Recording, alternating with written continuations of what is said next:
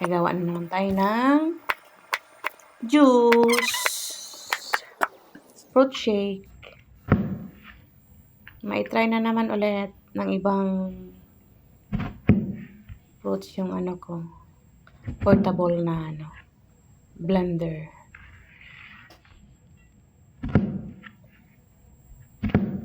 Gawa lang tayo niyan. Yan po ay strawberry. Lagyan ko lang po ng ice at milk at sugar. Brown sugar lang po ang available. At ating lalaki ng ice.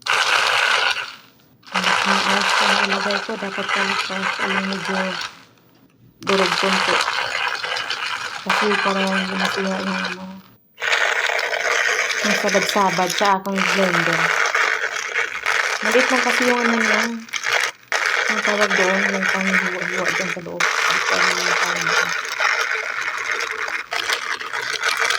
Kaya ayun. Ang tagal. Ang tagal yung ice. Maduro. Ayaw nga maduro. Ito na yun ito. Kasi malalaki nga yung ice ang nilagay ko at marami pa.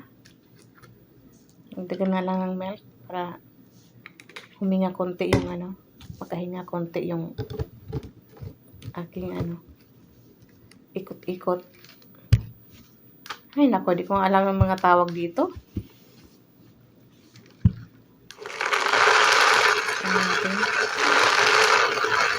Ayan pa rin.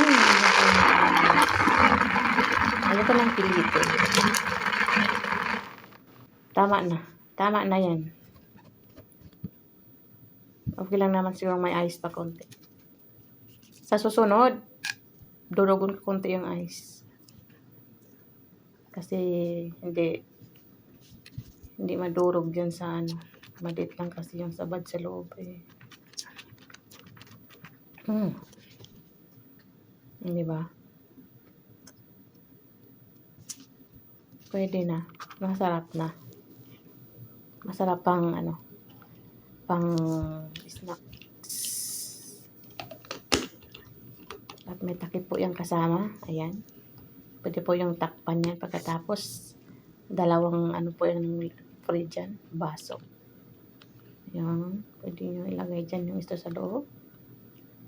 Para safe. At hindi madumihan. Tutunawin ko muna konti yung ice. Kahit nakalahati na lang natira. So yan. Ubos na.